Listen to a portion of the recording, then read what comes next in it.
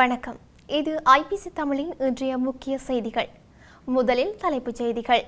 கல்வி பொதுத்தராதர சாதாரண தர பரீட்சை பெறுபவர்கள் வெளியாகியுள்ளன. இலங்கை செய்த தவறே அமெரிக்காவின் வரிக்கான காரணம். சஜித் பிரேமதாச விமர்சனம்.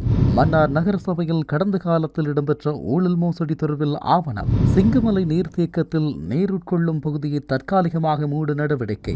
சட்டவிரோதமாக விற்பனைக்கு வைத்திருந்த மதுபானங்களுடன் ஒருவர் கைது.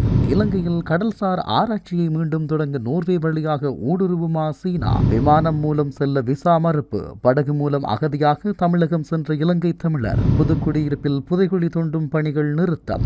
மாற்றுத்திறனாளர்களின் தொழில் வாய்ப்புகள் தொடர்பிலான கலந்துரையாடல். தொடர்பான விரிவான செய்திகள். 2024 ஆண்டிற்கான கல்வி பொதுத்தராதர சாதாரண தர பரீட்சை பெறுபவர்கள் வெளியாகியுள்ளன.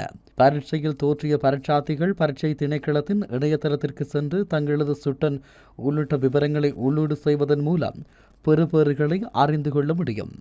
அமெரிக்காவிற்கான ஏற்றுமதிகளுக்கு குறைந்த வரிகளை நிர்ணயிக்க இலங்கை தவறியமை தொடர்பில் எதிர்க்கட்சித் தலைவர் சஜித் பிரேமதாச தமது கண்டிப்பை வெளியிட்டுள்ளார். பலவீனமான மற்றும் தன்முனைப்பு பேச்சுவார்த்தைகளே இதற்கான காரணம் என்று எதிர்க்கட்சித் தலைவர் சஜித் பிரேமதாச குறிப்பிட்டுள்ளார்.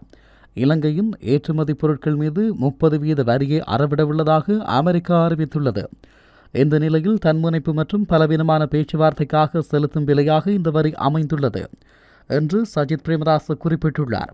இந்த நிலையில் தன்முனைப்பு மற்றும் பலவீனமான பேச்சுவார்த்தைகளுக்காக செலுத்தும் விலையாக இந்த வரி அமைந்துள்ளது என்று சஜித் பிரேமதாச குறிப்பிட்டுள்ளார். இதன் காரணமாக இப்போது கிட்டத்தட்ட 3 பில்லியன் அமெரிக்க டாலர் ஏற்றுமதியின் எதிர்காலம் குறித்து சந்தேகம் ஏற்பட்டுள்ளதாகவும் சஜித் பிரேமதாச தெரிவித்துள்ளார். சிக்கலான உலக பேச்சுவார்த்தைகளுக்கு பாடப்புத்தக நிபுணர்களை நம்பியிருப்பதன் ஆபத்துகளையும் அவர் இந்த விடயத்தில் சுட்டிக்காட்டியுள்ளார். மன்னார் நகர சபையில் இடம்பெற்ற கடந்த கால ஊழல் நடவடிக்கைகளை சட்ட ரீதியான விசாரணைக்கு உட்படுத்துகின்ற போது ஊழல்வாதிகள் யார் என்பது தெரியவரும் என மன்னார் நகரசபை முதல்வர் டேனியல் வசந்தன் தெரிவித்துள்ளார். மன்னார் நகரசபை முதல்வர் டேனியல் வசந்தன் பொய்யான தகவல்களை ஊடகங்களுக்கு வெளிப்படுத்தி தனது நற்பெயருக்கு அதே நேரம் அரசு செயல்பாட்டிற்கும் களங்கம் என கூறி மன்னார் போலீஸ் நிலையத்தில் கடந்த செவ்வாய் மாலை மன்னார் நகரசபையின் முன்னாள் தலைவர் ஆண்டனி டேவின்சன் முறைப்பாடு ஒன்றை பதிவு செய்துள்ளார். குறித்த முறைப்பாட்டிற்கு அமைவாக மன்னார் போலீசாரின் விசாரணைகளுக்கு அமைய நேற்றைய தினம் மதியம் மன்னார் போலீஸ் நிலையத்திற்கு சென்று வாக்குமூலத்தை பதிவு செய்த பின்னர் ஊடகம் ஒன்றுக்கு கருத்து தெரிவிக்கையிலேயே அவர் இவ்வாறு குறிப்பிட்டார். கடந்த சபை காலகட்டத்தில் பல்வேறு விடயங்கள் தொடர்பாக ஏற்பட்ட ஊழல் நடவடிக்கைகளை அறிந்து கொண்டேன். குறிப்பாக கடந்த காலங்களில் பண்டிகை கால கடை வழங்குதல் உள்ளிட்ட பல நடவடிக்கைகளில் ஊழல் இடம்பெற்றுள்ளமையை நான் அறிந்து கொண்டுள்ளேன். எனினும் மன்னார் நகர சபையில் இடம்பெற்ற ஊழல் மோசடிகள் தொடர்பிலான சகல ஆவணங்களும் கிடைக்கப்பெற்றுள்ளன. குறித்த வழக்கு விசாரணைகளை இலங்கை லஞ்ச ஊழல் ஆணைக்குழு விசாரணை முன்னெடுக்க வேண்டும். ஆணைக்குழு குறித்த வழக்கு விசாரணைகளை துரிதப்படுத்த ஏற்கனவே கோரிக்கை முன்வைக்கப்பட்டுள்ளது. ஹட்டன் நகரத்திற்கு பிரதானமாக நீர் வழங்கும் சிங்கமலை நீர்த்தேக்கத்தில் இருந்து தண்ணீர் எடுப்பதை ஹட்டன் நீர்வளங்கள் பிரிவு நிறுத்தியுள்ளது. நேற்று மாலை நீரில் மூழ்கி இளைஞர் ஒருவர் உயிரிழந்ததை தொடர்ந்து இந்த நீர்வளங்கள் பிரிவு அண்மை காலமாக நீர் விநியோகத்தை நிறுத்தியுள்ளது. ஹட்டன் நீர்வளங்கள் சபை இதுவரை சிங்கமலை நீர்த்தேக்கத்திலிருந்து பல நீர் மாதிரிகள் எடுத்து ஆய்வக சோதனைகளுக்கு அனுப்பியுள்ளது. அம்பகமுவ சுகாதார மருத்துவ அதிகாரிகள் மற்றும் ஹட்டன் நீர்வளங்கள் சபையின் பதில் அதிகாரி லால் விஜயநாயக்க மற்றும் அவரது குழுவினர் சிங்கமலை நீர்த்தேக்கத்தின் இட ஆய்வு ஒன்றை மேற்கொண்டனர். ஹட்டன் நீர்வளங்கள் சபைக்கு 2 நீர் ஆதாரங்கள் இருந்தாலும் சின்கி மேல் நீர்த்தேக்கத்தில் இருந்து தண்ணீரை எடுக்க முடியாததால் நீர் நுகர்வோருக்கு ஒரு நாளைக்கு 2 மணி நேரம் தண்ணீரை வழங்க முடியாது என அவர் கூறினார். ஆய்வக சோதனைகளுக்கு பிறகு அறிக்கைகளின் அடிப்படையில் மேலும் நடவடிக்கை எடுக்கப்படும் எனவும் அவர் குறிப்பிட்டார். லிந்துலை போலீஸ் பிரிவுக்குட்பட்ட மட்டுக்கலை தோட்டத்தில் பௌர்ணமி தினமான நேற்றைய தினம் சட்டவிரோதமான முறையில் மதுபானங்களை விற்பனை செய்யவிருந்த நபர் ஒருவரை நுவரெலியா மாவட்ட ஊழல் தடுப்பு பிரிவின் அதிகாரிகள் கைது செய்துள்ளனர். நுவரெலியா மாவட்ட ஊழல் தடுப்பு பிரிவின் அதிகாரிகளுக்கு குறித்த தோட்ட பொதுமக்கள் மூலம் கிடைக்கப்பெற்ற ரகசிய தகவலை அடுத்து குறித்த நடவடிக்கை முன்னெடுக்கப்பட்டுள்ளது. லெந்துலை மட்டுக்கலை தோட்டத்தில் மது விற்பனை செய்யும் இடத்தை சுற்றி திடீர் சுற்றி வளைப்பு மேற்கொண்ட போது அனுமதி பத்திரமின்றி விற்பனைக்காக வைக்கப்பட்டிருந்த 30 மதுபான போத்தல்களையும் 96 கள்ளு போத்தல்களையும் வைத்திருந்த குற்றச்சாட்டில் அதே தோட்டத்தில் நீண்ட நாட்களாக மது விற்பனை செய்து வந்த 30 வயதுடைய ஆணொருவரே இவ்வாறு கைது செய்யப்பட்டுள்ளார். இதன்போது கைது செய்யப்பட்ட சந்தேக நபரையும் அவரிடமிருந்து மீட்கப்பட்டு மதுபான போத்தல்களையும் பறிமுதல் செய்து லிந்துலை போலீஸ் நிலையத்தில் ஒப்படைக்கப்பட்டுள்ளன.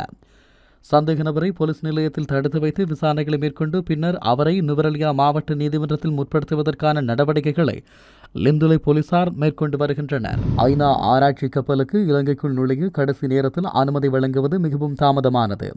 ஊடகம் ஒன்றுக்கு அளித்த பேட்டியில் ஆராய்ச்சி கப்பலுக்கான நிலையான இயக்க நடைமுறை தயாரிக்கப்படாததால் ஐநா கப்பல் நுழைய அனுமதிக்கப்படவில்லை என வெளியுறவு அமைச்சர் குறிப்பிட்டார். இந்த ஐநா ஆராய்ச்சி கப்பலுக்கு நோர்வே நிதியளிக்கிறது. இந்த கப்பல் நோர்வேயால் கட்டப்பட்டது மற்றும் நோர்வேயால் கட்டப்பட்ட 3வது ஆராய்ச்சி கப்பல் இது ஆகும். நோர்வே கட்டிய இந்த ஐநா ஆராய்ச்சி கப்பல் இலங்கைக்குள் நுழைய முடிவு செய்ததற்கு சில காலத்திற்கு முன்பு அப்போதைய பிரதமர் ரணில் விக்ரமசிங்கவிற்கும் நோர்வே பிரதமர் ஓஸ்லோவில் சந்தித்து இலங்கையை கடல்சார் மையமாக மாற்றுவது எப்படி, நீல பொருளாதாரம் மூலம் பொருளாதாரங்களை மேம்படுத்த இரு நாடுகளும் எவ்வாறு ஒன்றிணையலாம் என்பது குறித்து விவாதத்தில் ஈடுபட்டனர். இலங்கையில் மீன்பிடி தொழிலில் ஈடுபட்ட முதல் வெளிநாடு நோர்வே. 1970களில் பண்டாரநாயக்க அரசாங்கத்தின் போது சீனோர் மூலம் இலங்கையின் மீன்பிடி தொழிலை வளர்க்க நோர்வே உதவ தொடங்கியது. சீனோர் மூலம் இலங்கையில் கடல்சார் ஆராய்ச்சிக்கான அடித்தளம் சிறிது காலத்துக்கு பிறகு அமைக்கப்பட்டது. விடுதலை புலிகள் போரின் போது இலங்கையில் அமைதி செயற்பாட்டில் நோர்வே தலையிட்ட பிறகு நோர்வேயின் கவனம் அமைதி செயற்பாட்டில் திரும்பியது. நோர்வே பிரதமர் 2018 பிரதமர் ரணிலை சந்தித்தார். அவர்கள் நீல பொருளாதாரம் மற்றும் கடல்சார் ஒத்துழைப்பு குறித்து விவாதித்தனர். நோர்வேயும் சீனாவும் பின்னர் கடல்சார் ஒத்துழைப்பை தொடங்கின. கடந்த ஜூன் மாதம் நோர்வேயும் சீனாவும் பசுமை எதிர்காலத்திற்கு ஒன்றாக பயணம் செய்தல் மாநாட்டை நடத்தி நோர்வேக்கும் சீனாவுக்கும் இடையிலான கடல்சார் ஒத்துழைப்பை உயர்மட்டத்திற்கு எடுத்து சென்றன. நோர்வேக்கும் சீனாவுக்கும் இடையிலான இந்த கடல்சார் ஒத்துழைப்பின் மூலம் இலங்கை பெறக்கூடிய நன்மைகள் குறித்து சீன கடல்சார் நிபுணர்கள் ஏற்கனவே தங்கள் கருத்துக்களை வெளிப்படுத்தியுள்ளனர். இருப்பினும் இலங்கையில் ஆராய்ச்சி கப்பல்களுக்கு விதிக்கப்பட்ட தடை காரணமாக சீன ஆராய்ச்சி கப்பல்கள் இலங்கைக்குள் நுழைய அனுமதிக்கப்படுவது சாத்தியமில்லை. வெளியுறவு அமைச்சர் விஜிதா அளித்த பேட்டியில் ஆராய்ச்சி கப்பல்களுக்கான SOPகளை தயாரிப்பது பல மாதங்களுக்கு நடைபெறாது என்பதை காட்டுகிறது. NPP அரசாங்கம் இலங்கையில் கடல்சார் ஆராய்ச்சியை கூட்டாக நடத்துவதற்கு எவ்வாறு ஒப்புக்கொள்ளும் என்பதை உறுதியாக கூற முடியாது.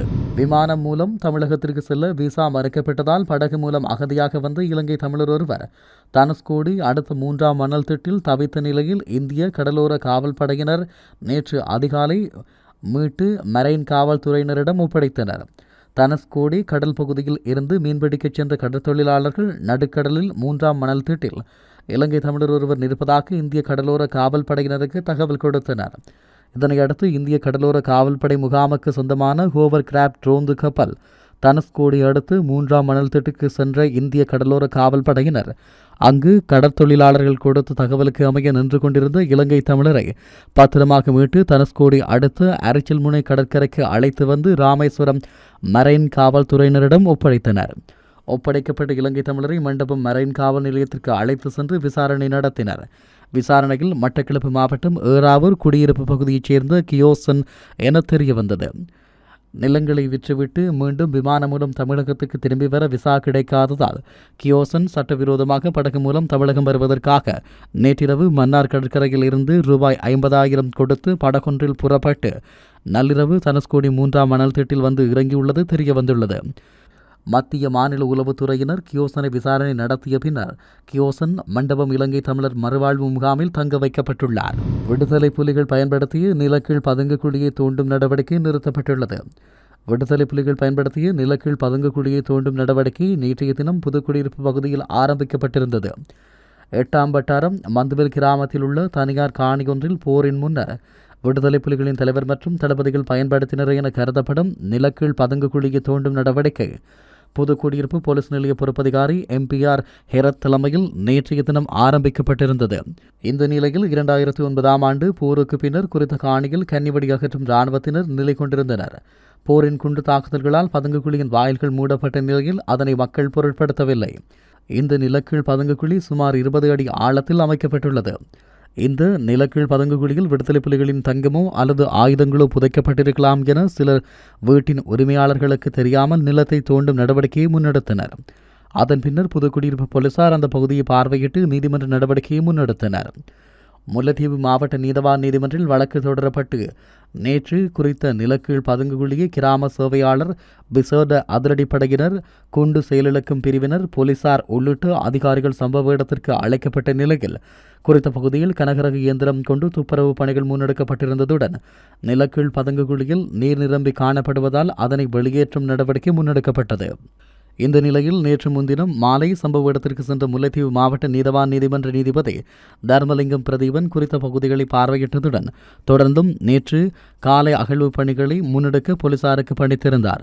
அதனைத் தொடர்ந்து நேற்று காலை 10:30 மணியளவில் அகழ்வு பணி ஆரம்பமாகி எதுவுமற்ற நிலையில் வெறும் தகரங்களே இருந்தமையினால் நேற்று மாலை 4:30 மணியளவில் அகழ்வு பணி இடைநிறுத்தம் செய்யப்பட்டுள்ளது. மாற்றுத்திறனாளிகளின் தொழில் வாய்ப்புகள் தொடர்பாக பிரித்தானிய அறம் அமைப்பினருக்கும் புதிய வாழ்வு நிறுவனத்திற்கும் இடையிலான கலந்துரையாடல் ஒன்று நேற்றைய தினம் கிளிநொச்சியில் இடம்பெற்றது. புதிய வாழ்வு நிறுவனத்தின் இணைப்பாளர் சு விஜயலாதன் தலைமையில் ஆரம்பமான கலந்துரையாடலில் அறம் அமைப்பினர் புதிய வாழ்வு நிறுவனத்திற்குமான கலந்துரையாடலில் புதிய வாழ்வு நிறுவனத்தின் செயற்பாடுகள் தொடர்பாகவும் அங்கிருக்கின்ற வலுவிழப்பு உள்ளான நபர்களுடைய உடல் உள்ள நலன் தொடர்பாகவும் வலுவிழந்த நபர்களுக்கு தொழில்நுட்ப ரீதியாக எவ்வாறான தொழில் வாய்ப்புகளை வழங்க முடியும் என்பது தொடர்பாகவும் இளைஞர்களுக்கான தொழில் வாய்ப்பு தொடர்பிலான விடயங்கள் கலந்துரையாடப்பட்டன. குறித்த கலந்துரையாடலில் புதிய வாழ்வு நிறுவனத்தின் தலைவர் சு துஷ்யந்தன், உபதலைவர் ப தர்ஷினி, உப செயலாளர் சே கருணாகரன், இயக்குநர் சபை உறுப்பினர்கள், நிர்வாக உறுப்பினர்கள், பிரித்தானிய அறம் அமைப்பின் வன்னி விழிப்புலனற்றோர் சங்கத்தின் உபதலைவர் உள்ளிட்ட நிர்வாக குழுவினர் மற்றும் சமூக நலன்விரும்பிகளும் மாற்றுத்திறனாளிகள் என பலரும் கலந்து கொண்டனர். இத்துடன் இன்றைய முக்கிய செய்திகள் நிறைவடைகின்றன. தொடர்ந்தும் செய்திகளை அறிந்து கொள்ள IBC தமிழ் நியூஸ் என்ற எமது யூடியூப் பக்கத்தினூடாக இணைந்திருங்கள். நன்றி.